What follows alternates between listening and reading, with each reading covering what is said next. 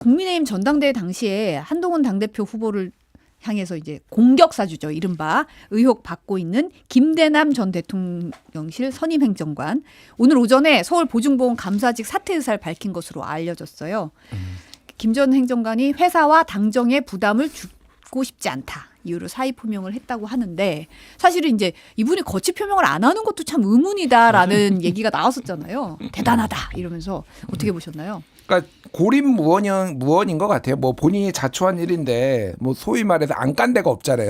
다 비판하고 이게 이제 녹취록으로 드러났으니까 뭐 꼴통이다, 뭐 무능하다, 정신 나갔다, 뭐 이런 표현들을 대통령 부부를 향해서 이렇게 대통령이나 대통령 부부를 향해서 했으니까 뭐 내가 솔직히 인사권자라도 야 잘라 뭐 이렇게 되지 않았을까요? 뭐 여기다 꽂은 것도 사실상 뭐 이제 권력이었는데 뭐 자르는 거는 일도 아니었을 것 같고 결국은 이제 이게 또 하나는 이게 더 확대 불길이 번지는 거를 막으려고 한 것 같아요. 그러니까 뭐 권력 차원에서 보면은 이 사람이 상근감사로 계속 있으면은 뭐가 됐든 계속 이름이 또 거론되고 하니까 네 개인 차원에서 이거를 최대한 해명해.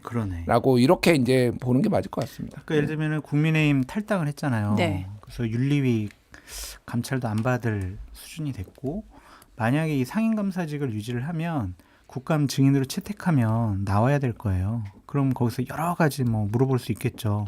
그럼 정권 차원에서 부담이 될 것 같은데 대통령에게 꼴통이라는 표현을 막 쓰고 막 1년 후에 나 안 챙겨주면은 내가 민주당으로 넘어가서 영등포 구청장이라도 나갈 거야. 막 이런 얘기를 했잖아요. 이건 정말 선을 넘은 행동이라고 보여지거든요. 그러니까 자기가 몸담았던 곳을 자신의 정치적인 이익을 위해서 여러 가지 폭로하고 이용하려고 했던 그런 사람들은 정치하면 안 되고 그런 사람들과 인간관계를 맺으면 안 돼요. 그래서 제가 거듭 끊임없이 비판하는 인간말종 장해찬 씨 같은 경우도 이렇게 자기가 몸담았던 곳에 나 옛날에 이랬거든 한동훈 공격하면서 여러 가지 막 폭로를 하잖아요. 그거는 정치인이 정말 해서는 안 될 일을 했었다, 하고 있다. 좀 그렇게 말씀드려서 이런 사람들하고 저는 어떠한 인간관계라든지 정치적인 동지의식을 갖지 않았으면 좋겠다. 그런 생각이 듭니다. 그냥 어디 가서 좀 반성하면서 살았으면 좋겠어요. 이런 분들은. 근데 지금은 이제 개인의 반성으로 이게 끝날 문제인지에 대해서는 좀 의문이 있는 상태고 그럼요. 오늘 국민의힘에서는 오전에 윤리위원회가 첫 회의 열었더라고요. 근데 어쨌든 앞서서 나경원 의원은 이제 이 이슈를 키우는 게 해당 행위가 될 수 있다라는 얘기를 했고 뭐 홍준표 시장님은 이제 쫌생이지 뭐 이런 얘기를 하면서 비판을 했는데 한동훈 대표가 오늘 오전에 별거 아닌데 넘어가 주자라고 말씀하시는 분도 계신데 구태 정치에 익숙해진 게 아닌가 생각한다. 기강을 바로 세우겠다. 필요한 감찰 진행하고 필요한 경우에 법적 조치 진행하겠다고 밝혔던데 이 발언은 어떻게 보십니까? 제가 보기에는 가장 정치권에서 쫌생스러운 모습을 보이는 분이 홍준표 시장 같아요. 그분은 조금 좋은 말로 비판을 하더라도 되게 좀 화를 많이 내시고 안 보는 분으로 유명하거든요. 나경원 의원한테는 좀 물어보고 싶습니다. 본인이 당하는 입장이었으면 이거를 그러면은 안 밝히고 넘어갔겠냐. 밝히는 것이 해당 행위라고 생각을 하느냐. 그렇게 한번 묻고 싶어요. 잘못된 거잖아요. 이러한 일들. 그럼 밝혀야죠. 그냥 덮고 넘어가요? 그럼 다음에도 이런 일이 반복돼가지고 누군가 피해자가 나올 것이고 권력이 그리고 자신들이 권력자라고 생각하는 사람들이 자신과 반대되는 사람을 어떠한 언론을 이용을 해서 공격하려고 하면 그것도 용인을 해줘요. 이건 아니잖아요. 그래서 나경원, 홍준표 이런 분들 자꾸 이런 말씀을 하시면 좀 다른 의도가 있다라고 비판하지 않을 수가 없어요. 그러니까 윤석열 대통령 편에 서야지라고 그래서 정치적인 이득을 얻어야지라고 생각한다라고 볼 수밖에 없죠. 옳은 태도는 아닌 것 같습니다. 나 이제 홍준표 씨한테 또 찍혔네. 어허 방자하다. 나 방자하다. 우리 방자한 우리 장성철 소장이 꼭 이렇게. 근데 그런 것 같아요. 그러니까 저는 이제 이 맥락을 보는 게 그동안 뭐 유난 독대부터 해가지고 사실은 매달리는 입장이었잖아요. 한동훈 대표가. 그리고 뭐 독대도 그렇고 정책적으로 뭔가 뭐 의정 갈등도 본인이 중재자로 나서고 싶은데 롤을 안 주고 그러니까 사실 이제 권력이라는 게 행정 권력은 다 대통령이 가지고 있는 거고 그 부분을 대통령이 이제 일방적으로 사실은 휘두르면서 한동훈을 존중 안 해줬단 말이에요. 근데 처음으로 제가 보기에는 처음으로 본인의 권한을 휘두를 수 있는 게 처음 나온 것 같아요. 그러니까 이거를 안 쓸 수가 없죠. 정치적으로 봤을 때는 이거를 안 쓰는 게 저는 이상하다 오히려. 뭐가 됐든 어떤 식으로 해결이 되든 이거를 휘두르면서 좀 이렇게 본인한테 유리하게 만드는 거는 저는 당연하다고 보고 그리고 또 하나 이제 말씀하신 대로 이게 캠프 이제 뭐 그런 선거 치르면 별일이 다 있는데 이게 그냥 단순한 문제가 아니라 그러니까 어쨌든 대통령실 당시 이제 직원은 아니었죠. 전 행정관이었지만은 사실상 권력을 이용해서 뭔가를 한 것처럼 이렇게 얘기가 되면은 이거를 안 건드리는 게 좀 이상하다. 뭔가 진상은 밝혀야 된다라는 건데 당정 갈등이 없고 유난히 친하면은 그냥 덮고 넘어갔겠죠. 한동훈 대표가. 뭐 그게 뭐 문제냐 대수냐 이렇게. 우리 한동훈 했는데 대표가 그럴 사람은 아니라고 생각합니다. 그럴 사람이야. 정확하게 그럴 사람이야. 그러니까 이거는 뭐 이제 꽃놀이패처럼 이제 쓸 것 같아요. 그래서 글쎄 뭐 이제 이 나경원 이 홍준표 이분들이 뭐 친윤으로 붙었다기보다는 이건 한동훈 견제용이다. 이렇게 보는 게 좀 맞을 것 같습니다. 네. 근데 이런 가운데 사실 어젯밤에 또 의미 있는 행보가 있었잖아요. 국민의힘 한동훈 대표가 친한계 의원들과 취임 이후 처음으로 만찬 회동을 가졌는데 이제 원년 멤버 17명에 조경태 의원, 김재섭 의원, 여기 주진우 의원까지 참석해서 한 22명 이 모임에 함께했다는 거예요.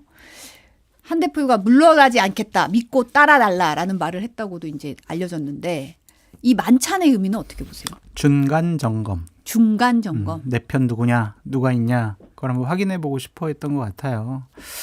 근데 과연 옳은 일인가, 옳은 판단인가라는 좀 생각이 좀 듭니다. 대통령이 지금 해외 순방에서 국익을 위해서 열심히 활동을 하고 있는데 집권 여당 당대표라는 사람이 자기 계파를 만들고 챙기고 이렇게 공격당할 빌미를 결정적으로 제공했다고 보여지거든요. 봐보세요. 아까 얘기한 인간말종 장해찬이나 다른 윤핵관 이철규 의원 같은 사람들이 이제 비판적인 목소리를 낼 거예요.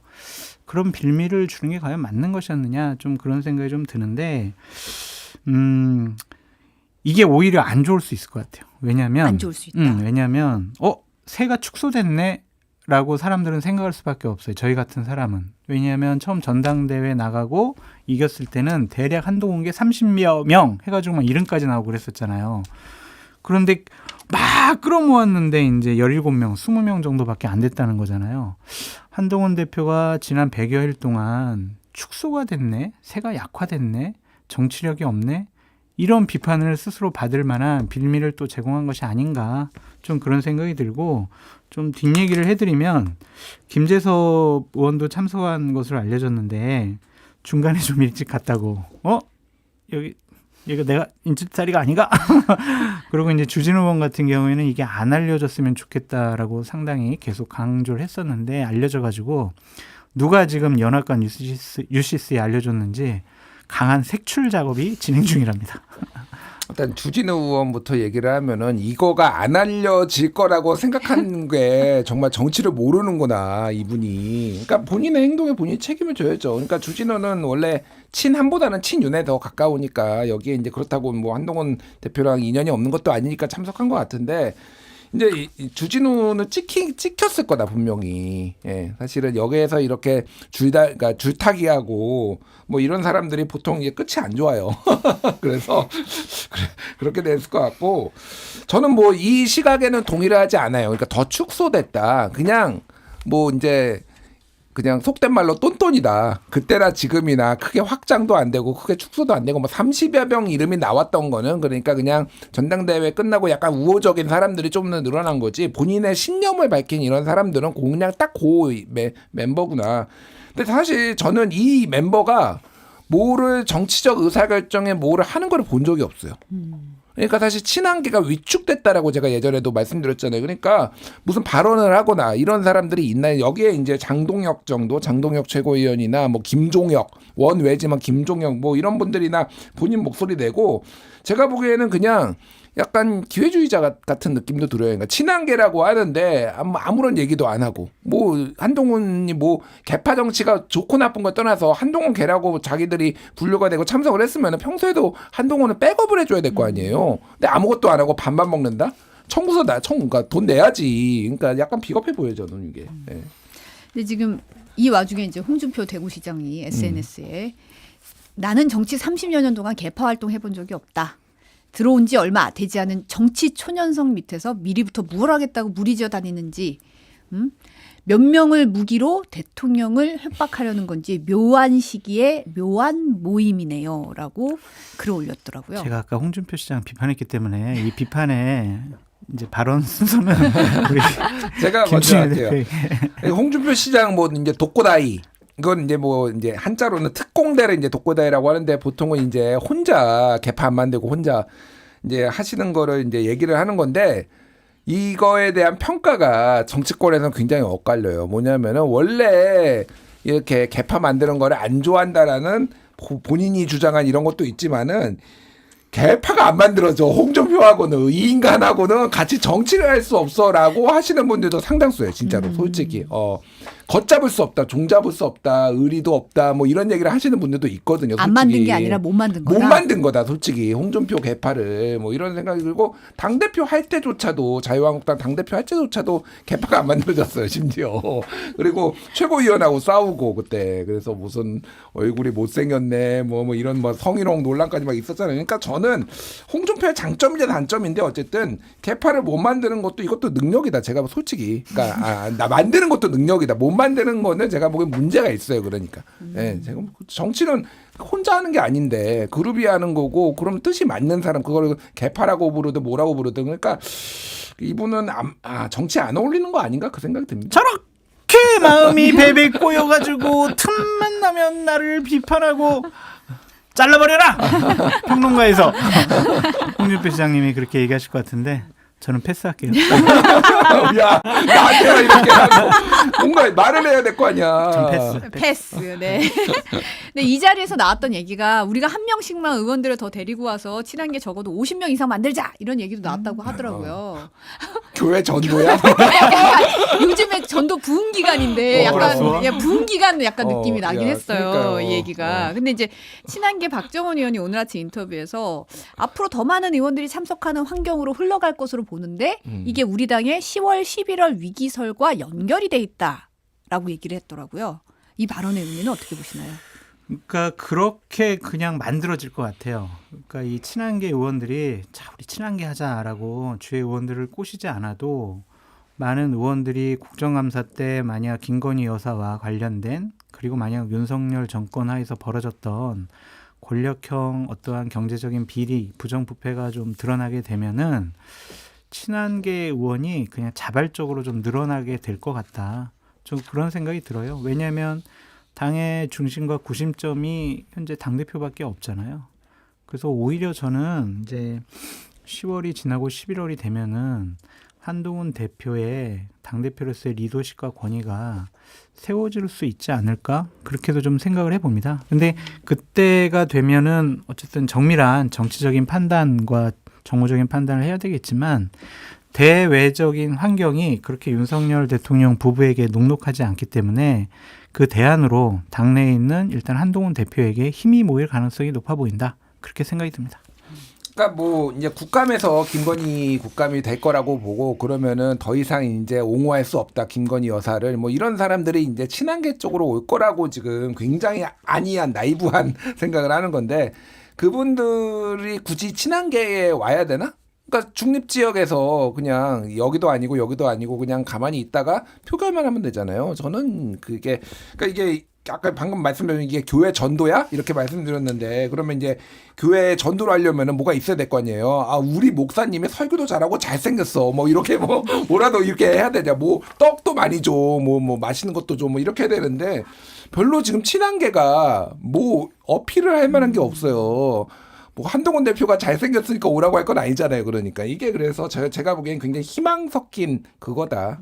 그럼 관측이다 이렇게 봅니다. 네. 근데 저는 이 인터뷰에서 좀 재밌는 거는 이탈표에 대해서 아니 친한계에서 우리 쪽에서 나온 거 아니라고 지금 얘기하고 있잖아요. 그러면서 박정원 의원은 국민의힘 2명에 개혁신당 3명 합쳐서 5표가 이탈표가 나온 거다. 요거는 제가 먼저 말씀드릴게요. 아침에 만났거든요. 네. 이게 정확하게 본인의 생각을 정확하게 전달한 게 아니에요. 음. 뭐냐면은 개혁신당 표를 이탈표라고 한 게 아니라 개혁신당은 가결이 아니라 부결을 던졌다고 생각을 하는 거예요. 그러니까 그렇게 표 계산이 되려면은 여기에서 원래 192명이잖아요, 야당이. 근데 야당이 189명만 찬성을 던졌고 194명이 돼야 되니까 국민의힘에서 5명이 이탈을 한 거다. 이 얘기를 한 거예요. 그러니까. 실제로는 개혁신당의 3표가 다 부결표를 던졌을 거다라는 가정하에 반대했을 거다. 그러니까 국힘 이탈표가 생각보다 많을 텐데 그게 친한 게는 아니야. 이렇게 얘기를 하니까 생각보다 거기에다가 이제 그 경고성이라고 한 거 기권 하나 무효 하나까지 하면 7표가 사실은 실질적으로 이탈했다라고 이제 얘기를 한 거예요. 근데 이거를 말을 박정훈이 이상하게 했어. 그러니까 아니, 저도 이거는 제가 인터뷰 들어가기 전에 얘기를 하다가 먼저 들었어요. 그러니까 이렇게 생각을 한다 본인이. 그래서 이게 이제 본인이 정확하게 의사 전달을 못한 거고 개혁신당이 3명이다 그러면은 부결을 던졌을까? 여기서부터 약간 저는 이게 모르겠어요. 뭐 던졌을 가능성도 배제할 수 없지만은 굳이 그럴 생각이 들긴 합니다. 예. 이게 저는 말실수라고 보여지는 게 무효표, 기권표를 찍은 사람들의 마음을 정확하게 좀 대변을 한 거예요. 보니까 무효표, 기권표는 경고표지 야당의 표를 준 게 아니기 때문에 찬성표가 아니다. 이렇게 얘기를 하잖아요. 그들의 심리를 분석을 하고 의미를 분석을 했잖아요. 네. 본인이 아닌가? 자기 고백이 아닌가? 그러니까 잘 알지. 이거 어떻게 알겠어. 무효표, 기권표 누가 던졌는지 어떻게 알아. 그들 마음 어떻게 하냐고요. 엉겹결에 자기 고백한 것이 아닌가. 그런 생각이 좀 듭니다. 아니야? 네. 몰라. 추정컨대. 아니면 말고. 네. 아니면 말고요. 네. 윤석열 대통령이 이제 어제 아세안 3국 순방길에 나섰는데 출국할 때 한동훈 대표의 모습이 보이질 않았어요. 근데 보면은 지금 추경호 원내대표랑 악수를 하고 이제 정진석 비서실장 쭉 도열했는데 한동훈 대표 모습이 보이지 않았는데 이제 보면 한 대표가 이제 부산 금정구청장 보궐선거 지원 유세 가서 일정이 맞지 않아서 사전에 양해를 구했다고는 하는데 뭐 귀국할 때는 간다고 하고 그래도 가지 않았네 이런 얘기가 지금 언론의 주목을 받고 있잖아요. 저런 대통령의 외교활동 나갈 때는요. 당대표, 원내대표, 당 지도부는요. 만사를 제쳐놓고 나가야 해요. 안 그러면은 다른 또 정치적인 해석, 구구한 억측 막 얘기할 수밖에 없어요. 에이, 한동훈 대표 불편하니까 안 나갔구만. 에이, 무슨 뭐 선거 핑계야. 그냥 뭐 김건희 여사 보기 싫었나? 뭐 여러 가지 얘기가 나올 수밖에 없잖아요. 그런 해석이 나오지 않도록 하는 게 금정구에 가가지고 몇 시간 더 많이 선거 운동하는 것보다 훨씬 더 좋아요. 이득이에요.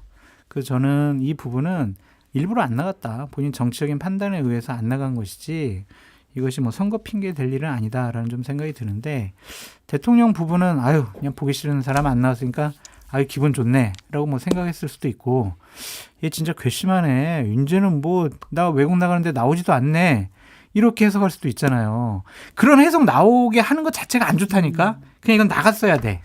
그래서 꼭 이제 귀국하실 때는 무조건 나가시라 그렇게 말씀드려요. 아니 그러니까 나갔어야 되는데 안 나간 데는 이유가 있는 거죠. 그 메시지가 있는 거 아닌가요? 이거 원래 금정구 지원 유세 하루짜리 갔다가 1박 2일로 일정을 연장한 거예요. 네. 그래서 이제 못 간다는 거잖아요. 그러니까 연장을 할 정도로 이 지금 금정구가 지금 풍전등화의 위기에 있다. 뭐 이렇게 해석할 수도 있지만은 여론조사 보면은 사실은 뭐 그 정도까지는 아니거든요. 뭐 이거저거 봐도 오차 범위 내에서 앞서고 있는 것들이 뭐 대부분이고 아니면 오차 범위 밖에서 앞서고 있는 것도 있기 때문에 그게 아니라 그냥 나는 이거 윤석열 대통령 보기 싫은 거죠. 이미 한국경제 그 행사에서도 참석 20분 전에 한동훈 대표가 취소를 해가지고 여러 해석이 나왔는데 언론 보도로 밝혀졌어요. 그러니까 윤석열 대통령 테이블에 한동훈이 원래 앉기로 돼 있는데 윤 대통령이 건너도 아니고 건너로 옮겨 이렇게 되니까 그거를 들은 한동훈 대표가 그럼 나 안 가 이렇게 된 거잖아요.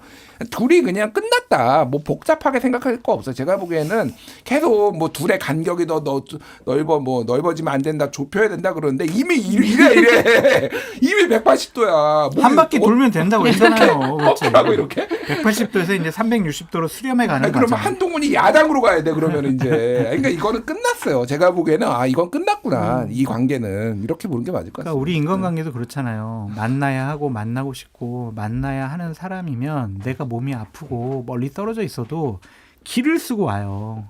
그런데 별로 보고 싶지 않으면 온갖 핑계거리를 마련하는 거지. 내가 몸이 아파야 해. 나는 지금 차가 막혀야 해. 막 그런 핑계거리잖아. 그래서 이번에는 좀 그런 핑계를 대고 안 가신 것이 아닌가 그런 생각이 듭니다.